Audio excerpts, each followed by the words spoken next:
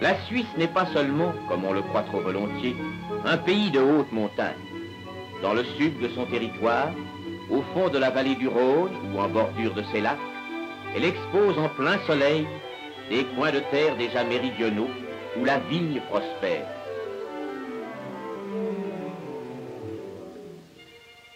Sur la rive nord du Léman, les hauts coteaux de Lavaux sont encore recouverts par la neige. Les villages des vignerons y ressemblent à autant de toutes petites villes, sous leurs toits qui penchent les uns vers les autres. C'est vieux, ça date du temps des Romains. C'est plein dans les maisons de vieilles choses, des chânes qui sont des pots d'étain, de coffres aux serrures compliquées.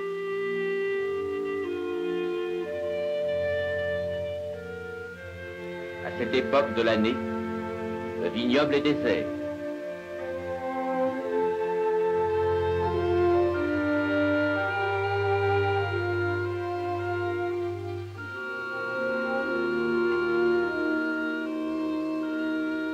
Tout dort, la terre se repose.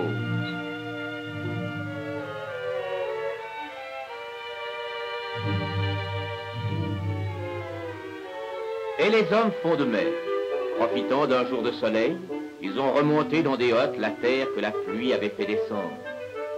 Ils ont entre-temps réparé les murs, et vers cette fin de l'hiver, pendant que les femmes vaquent aux soins du ménage, eux, ils goûtent le vin nouveau.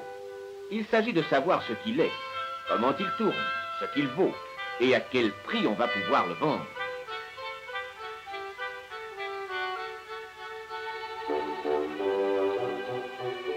C'est à la cave, au guillon, que la dégustation se fait.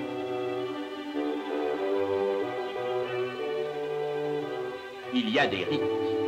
Le maître de la maison boit toujours le premier.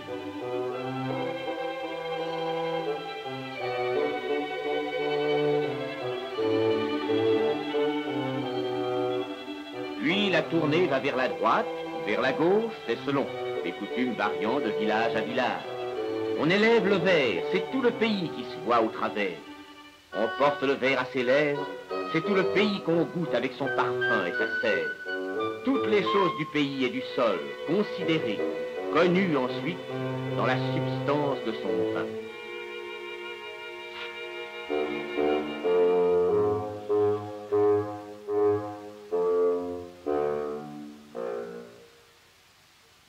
Mais voilà que le mont, qui était blanc, a changé de couleur. Mars est venu. Il y a un vieux proverbe qui dit « Vigneron, si tu veux boire, taille ta vigne à la Saint-Grégoire ». Ici, ce pays de Lavaux est fait de haut en bas de murs superposés, avec entre eux des coins de terre souvent pas plus grands qu'un mouchoir de poche.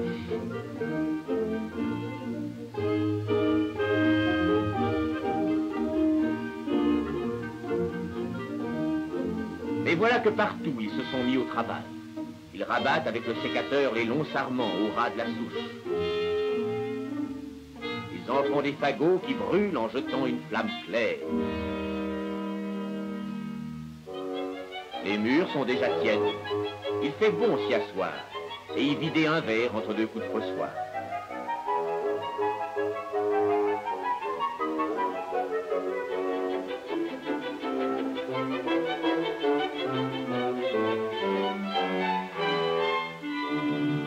Ils ont monté le fumier.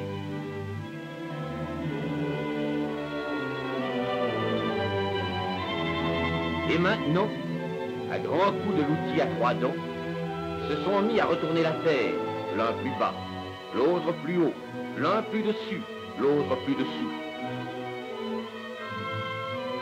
On entend le bruit du fossoir avec quoi on enfonce en terre les échalas.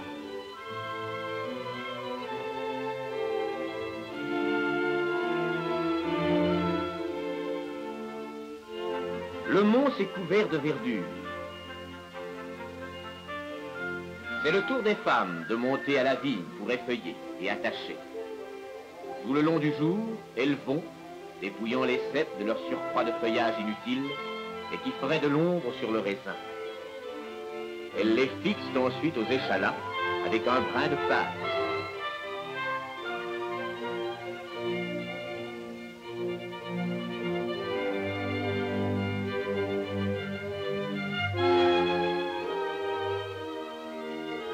Mais pour les hommes non plus, il n'y a pas de temps à perdre. Le soleil tape déjà dur et fait pousser la mauvaise herbe. Eux vont au travail, chacun de son côté. Ils partent d'un pas long et lourd, la hotte sur le dos. Les ruelles sont étroites, la pente raide.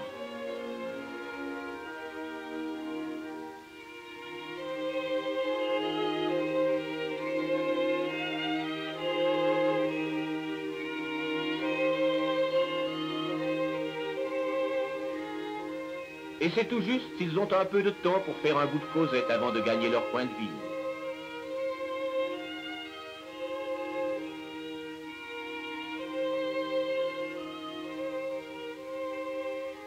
Puis ils repartent, grimpant à un bout d'escalier, ou longeant le fait d'un mur. Et les voilà, 15 heures de suite, qui se battent avec la terre en plein soleil sur cette côte abrupte, où souvent les chemises pendent aux échalas. C'est qu'il y a encore les maladies.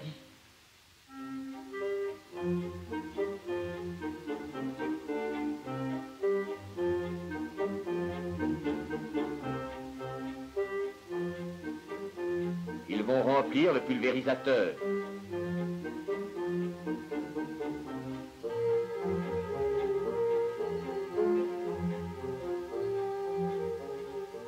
Ils vont faire changer encore une fois le pays de couleur.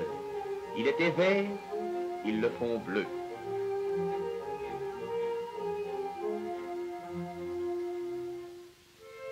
Ils viennent avec la souffreuse. Ils le font jaune.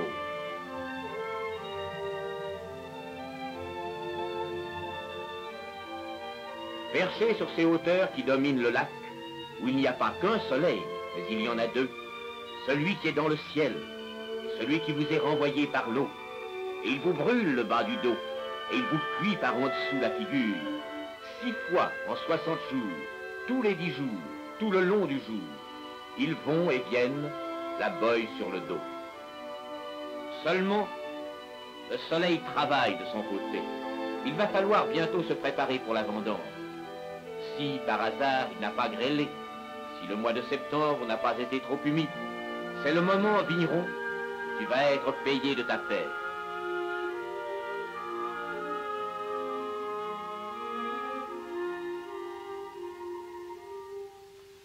Le garde champêtre a une casquette et une sonnette. Il agite sa sonnette, il tire de sa poche un papier. La municipalité informe les propriétaires viticulteurs que la levée des bans de vendange a été fixée à lundi prochain.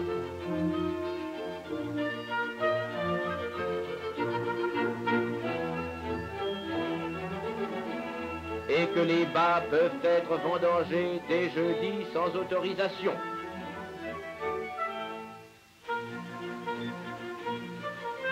Déjà, on prépare les tines, on lave les branches, on les met sécher devant les maisons.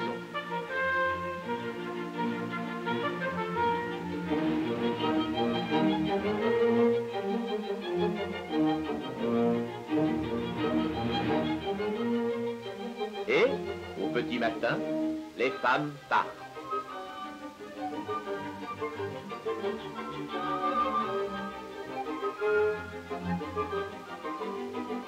Elles sont toute une bande parce qu'il faut faire vite et que c'est leur métier à elles de cueillir.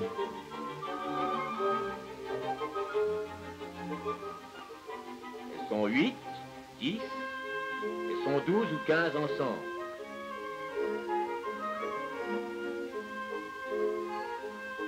Quand la récolte est bonne, elles sont pleines de gaieté et on les entend rire sous le fichu de couleur qu'elles se nouent autour de la terre.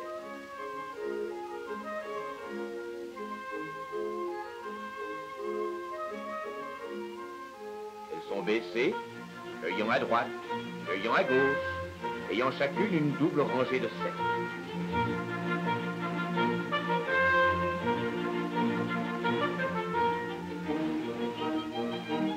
Les hommes portent le raisin foulé à la bossette qui attend sur le chemin.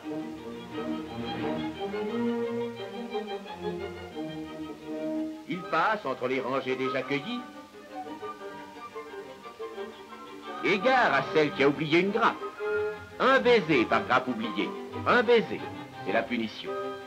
Les méchantes langues disent qu'il y en a, parmi les filles, qui font exprès d'oublier un grappillon, et que c'est suivant le garçon. Et puis les voilà installés, tous ensemble, pour les 4 heures.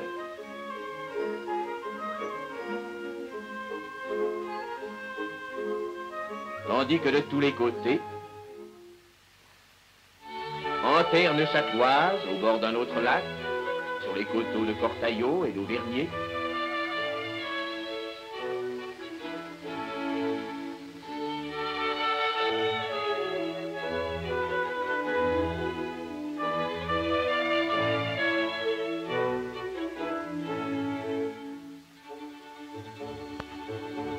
où ils utilisent ce qu'ils appellent des gerles,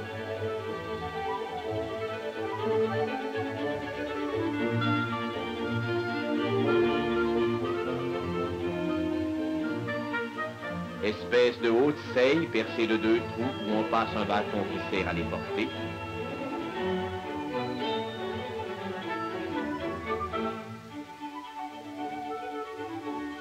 Le long du Rhône genevois,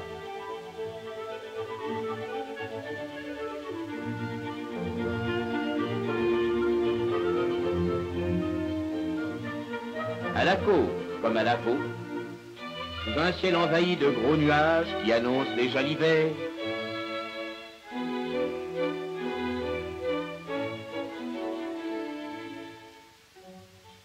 partout, le raisin est cueilli, foulé, porté au pressoir.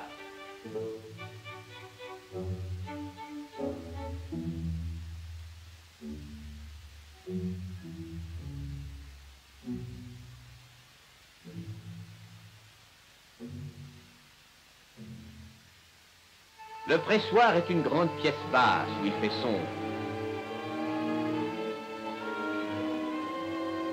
Le maître est là, qui boit un verre tout en surveillant la besogne. Ils sont 4 hommes qui tournent en rond autour du treuil.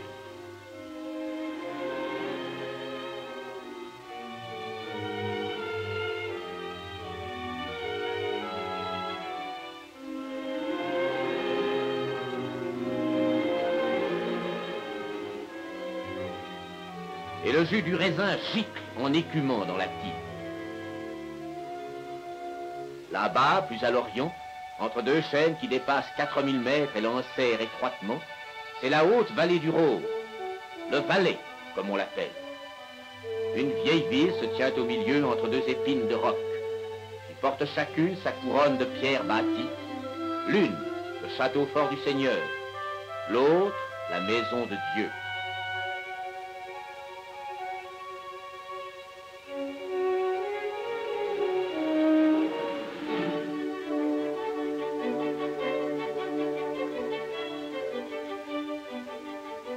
Là, ils ont leurs mœurs à eux, leur langage, leurs coutumes.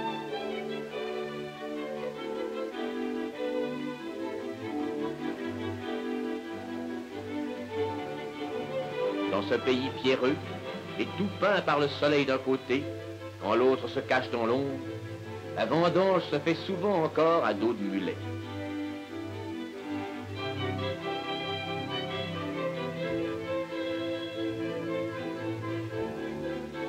C'est le pays des vieux crus, fraises, muscat, malvoisie, amis.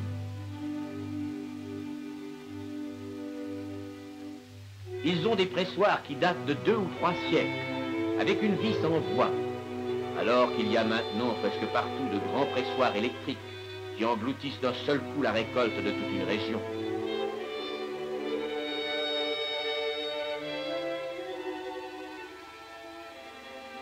Et il faut y aller tout seul, de tout le corps, de toute sa personne, pressuré après pressuré.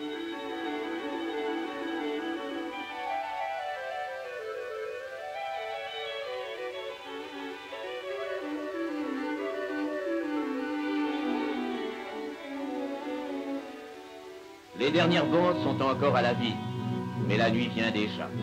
Elles vont empêcher de voir, au fond des vallées latérales, les mulets qui remontent vers la montagne, portant de chaque côté du bas le sac de cuir qui contient le raisin foulé. Et, tandis que là-haut, les glaciers s'éteignent, ici, au bord du lac, et par tout le pays, inépuisablement, dans l'ombre, la terre se prépare à une nouvelle récolte que le travail de l'homme saura, une fois de plus, mériter.